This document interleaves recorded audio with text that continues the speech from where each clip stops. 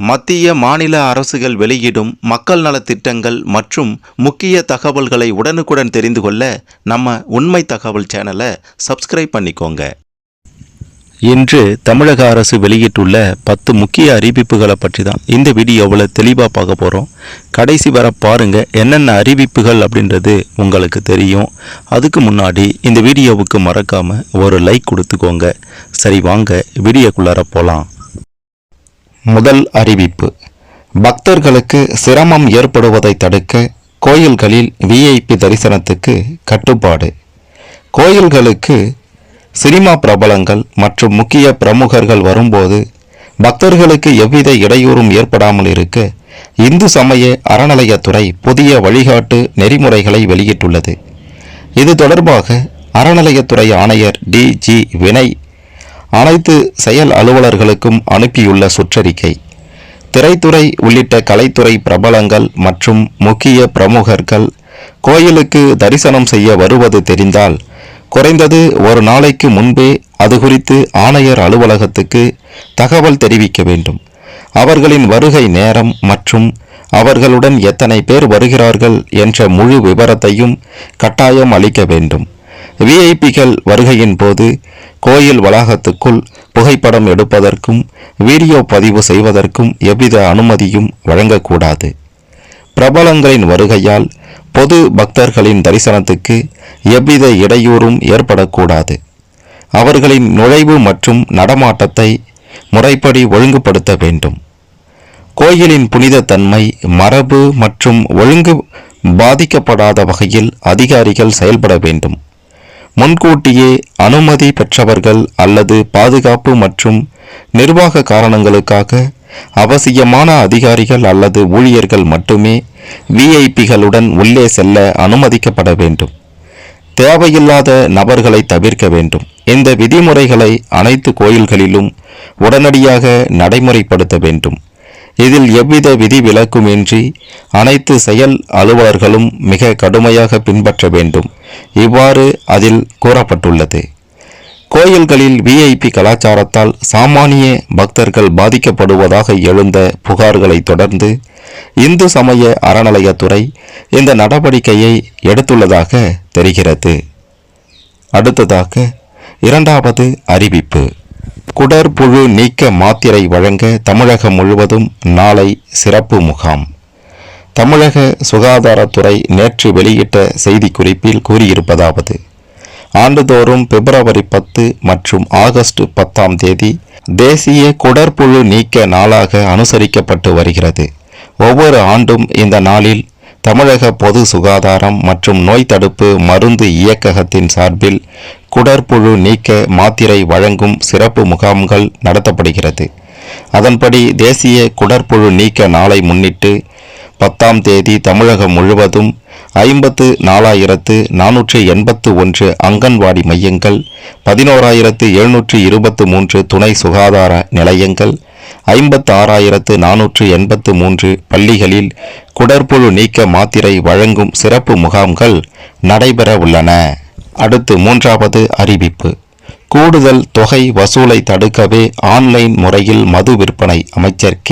விக்னேஷ்: டாஸ்மாக் மதுக்கடைகளில் பாட்டிலுக்கு கூடுதல் தொகை வசூலிப்பதை தடுக்கவே ஆன்லைன் முறை கொண்டு வரப்பட்டுள்ளது என அமைச்சர் விக்னேஷ் தெரிவித்தார். அடுத்து நான்காவது அறிவிப்பு: ஆம்புலன்ஸ் பணியாளர்களுக்கும் சட்டப்படி 8.33% போனஸ். சென்னை தொழில் தகராறு தீர்ப்பாயம் உத்தரவு: ஆம்புலன்ஸ் பணியாளர்களுக்கும் சட்டப்படி 8.33% போனஸ் வழங்க வேண்டும் என்றும் பணி நேரத்தை 8 மணி நேரமாக குறைக்க வேண்டும் என்றும் சேவை நிறுவனத்துக்கு சென்னை தொழில் தகராறு தீர்ப்பாயம் உத்தரவிட்டுள்ளது. அடுத்து ஐந்தாவது அறிவிப்பு: வானிலை முன்னறிவிப்பு. தமிழகத்தில் ஆகஸ்ட் 14 வரை மிதமான மழைக்கு வாய்ப்பு. தமிழகத்தில் ஆகஸ்ட் 14ஆம் தேதி வரை மிதமான மழை பெய்ய வாய்ப்புள்ளது. இது தொடர்பாக சென்னை வானிலை ஆய்வு மையம் வெளியிட்ட செய்திக்குறிப்பு: வட கடலோர தமிழக பகுதிகளின் மேல் சுமார் 5.8 கிலோமீட்டர் முதல் 7.6 கிலோமீட்டர் உயரம் வரை ஒரு வளிமண்டல சுழற்சி நிலவுகிறது. இதன் காரணமாக தமிழகத்தில் மேற்கு தொடர்ச்சி மலை மாவட்டங்களில் ஓரிரு இடங்களில் மிதமான மழை பெய்யக்கூடும். இதர தமிழகம், புதுச்சேரி, காரைக்கால் பகுதிகளில் ஓரிரு இடங்களில் லேசானது முதல் மிதமான மழை பெய்யக்கூடும். ஓரிரு இடங்களில் பலத்த தரைக்காற்று வீசக்கூடும். 10 முதல் 14ஆம் தேதி வரை தமிழகம், புதுச்சேரி, காரைக்கால் பகுதிகளில் ஓரிரு இடங்களில் லேசானது முதல் மிதமான மழை பெய்யக்கூடும். அடுத்ததாக 6வது அறிவிப்பு.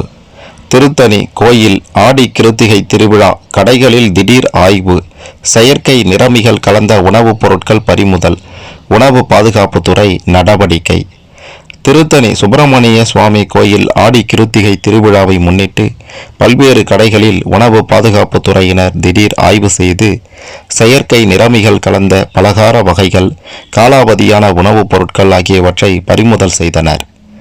திருத்தணி சுப்பிரமணிய சுவாமி கோயில் ஆடி கிருத்திகை திருவிழாவை முன்னிட்டு மாவட்ட கலெக்டர் கவிதா உத்தரவின் பேரில் திருவள்ளூர் மாவட்ட உணவு பாதுகாப்பு மாவட்ட நியமன அலுவலர் டாக்டர் கதிரவன் தலைமையில் கடந்த 3ஆம் தேதி முதல் 7ஆம் தேதி வரை உணவு பாதுகாப்பு அலுவலர்கள் மொத்தம் 18 பேர்கள் கொண்ட 5 குழுக்கள் சன்னதி தெரு, அரக்கோணம் சாலை, மலைக்கோயில், MBS சாலை, திருப்பதி சாலை, சித்தூர் சாலை, மேல் திருத்தணி ஆகிய இடங்களில் ஆய்வு மேற்கொண்டனர். ஆய்வின் போது உணவு பாதுகாப்பு துறையால் அனைத்து உணவு வணிகர்கள் மற்றும் அன்னதான விநியோகர்களுக்கு சிறப்பு முகாம் நடத்தப்பட்டது. அப்போது அன்னதானம் வழங்க பதிவு சான்றிதழ் பெறுவது கட்டாயம் என்பது குறித்து தெரிவிக்கப்பட்டது. கடந்த 4ஆம் தேதி பதிவு சான்றிதழ் மற்றும் ஃபாஸ்டேக் பயிற்சி சிறப்பு முகாம் நடைபெற்றது. ஃபாஸ்டேக் பயிற்சியில் 83 பேர் கலந்து கொண்டனர். மேலும் பதிவு சான்றிதழ் சிறப்பு முகாமில் 108 விண்ணப்பங்கள் பெறப்பட்டு அதற்கான ஆலோசனை கூட்டம் உணவு பாதுகாப்பு மாவட்ட நியமன அலுவலர் கதிரவன் தலைமையில் நடைபெற்றது. அன்னதானம் வழங்கும் இடங்களில் ஆய்வு மேற்கொள்ளப்பட்டு தலையுறை மற்றும் கையுறை வழங்கப்பட்டது. அடுத்ததாக 7வது அறிவிப்பு. சென்னை வில்லிவாக்கம் அம்பத்தூர் இடையே 6 வழி ரயில் பாதை அமைக்கும் பணிகள் விரைவில் தொடக்கம். அரக்கோணத்தில் பொது மேலாளர் பேட்டி. அரக்கோணம் ரயில் நிலையத்தில் ரூபாய் 53 கோடி மதிப்பீட்டில் அம்ரித் பாரத் திட்டத்தின் கீழ் அதிநவீன வசதிகளுடன் புதிய முகப்பு தோற்ற வடிவத்துடன் கூடிய ரயில் நிலைய கட்டிடம் கட்டும் பணி நடந்து வருகிறது. இந்நிலையில் சென்னையிலிருந்து சிறப்பு ரயில் மூலம் தெற்கு ரயில்வே பொது மேலாளர் சுப்பாராவ் நேற்று அரக்கோணம் வந்தார். பின்னர் அவர் அரக்கோணம் ரயில் நிலையத்தில் அம்ரித் பாரத் திட்டத்தின் கீழ் நடைபெற்று வரும் வளர்ச்சி திட்ட பணிகளை பார்வையிட்டு ஆய்வு செய்தார். பின்னர் அவர் அளித்த பேட்டி. அரக்கோணம் செங்கல்பட்டு ரயில் மார்க்கத்தில் 2வது ரயில் பாதை அமைக்கும் பணி விரைவில் மேற்கொள்ளப்பட உள்ளது. இதேபோல் அரக்கோணம் சென்னை இடையே 6 வழி பாதை ஏற்படுத்துவதற்கான வாய்ப்புகள் தற்போது இல்லை. இந்நிலையில் சென்னை வில்லிவாக்கம் அம்பத்தூர் இடையே 6 வழி பாதைகள் ஏற்படுத்தும் பணிகள் முதல் கட்டமாக மேற்கொள்ளப்படும். பயணிகளின் வசதிகளுக்காக கூடுதலாக பல்வேறு எக்ஸ்பிரஸ் ரயில்கள் அரக்கோணம் ரயில் நிலையத்தில் நிற்க நடவடிக்கைகள் மேற்கொள்ளப்பட்டு வருகிறது. இவ்வாறு அவர் கூறினார். அடுத்ததாக 8வது அறிவிப்பு. UPI சேவை இலவசமாகவே தொடரும், வணிக பரிவர்த்தனைக்கு கட்டணம் என நிதி அமைச்சகம் விளக்கம். பொதுமக்களின் அன்றாட UPI டிஜிட்டல் பண பரிவர்த்தனைகளுக்கு எவ்வித கட்டணமும் வசூலிக்கப்படாது என்று மத்திய அரசு விளக்கம் அளித்துள்ளது. அடுத்ததாக 9வது அறிவிப்பு. செங்கல் சூளைக்கு மண் எடுக்க அனுமதிக்க ரூபாய் 50,000 லஞ்சம், பரமக்குடி கோட்டாட்சியர் வாகன ஓட்டுநர் கைது. செங்கல் சூளைக்கு மண் எடுத்து செல்ல அனுமதிக்க ரூபாய் 50,000 லஞ்சம் வாங்கியதாக பரமக்குடி வருவாய் கோட்டாட்சியரை லஞ்ச ஒழிப்பு பிரிவு போலீசார் நேற்று கைது செய்தனர். உடன் அவரது வாகன ஓட்டுநரும் கைது செய்யப்பட்டார். அடுத்து கடைசியாக 10வது அறிவிப்பு. தமிழகம், கர்நாடகா உள்ளிட்ட மாநிலங்களில் அதிகரிக்கும் சிறுநீரக நோய், நாடாளுமன்ற குழு எச்சரிக்கை. தமிழகம், கர்நாடகா, ஆந்திர பிரதேசம் மற்றும் ஒடிசா உள்ளிட்ட மாநிலங்களில் கிராமப்புற மக்கள், விவசாயிகள் மற்றும் கடின உழைப்பில் ஈடுபடும் தொழிலாளர்கள் இடையே காரணம் அறியப்படாத நாள்பட்ட சிறுநீரக நோய் வேகமாக அதிகரித்து வருவது குறித்து நாடாளுமன்ற குழு எச்சரித்துள்ளது. இந்நோய் குறித்து விரிவாக ஆராயவும் தீவிர கண்காணிப்பு அமைப்பை உருவாக்கவும் மத்திய அரசுக்கு அக்குழு பரிந்துரைத்துள்ளது. இந்தியாவில் சில கிராமப்புற பகுதிகளில் 18 முதல் 20% மக்கள் இந்நோயால் பாதிக்கப்பட்டுள்ளதாக நிபுணர்கள் தெரிவிக்கின்றனர். இதை கட்டுப்படுத்த மாவட்ட அளவிலான கண்காணிப்பு, வேலை செய்யும் இடங்களில் பாதுகாக்கப்பட்ட குடிநீர் வழங்குதல் மற்றும் அதிக வெப்பத்தில் பணியாற்றுபவர்களுக்கு இடைவேளை அளித்தல் போன்ற நடவடிக்கைகளுடன் கூடிய தேசிய தடுப்பு மற்றும் கண்காணிப்பு வழிகாட்டுதலை உருவாக்க இந்த குழு பரிந்துரைத்துள்ளது.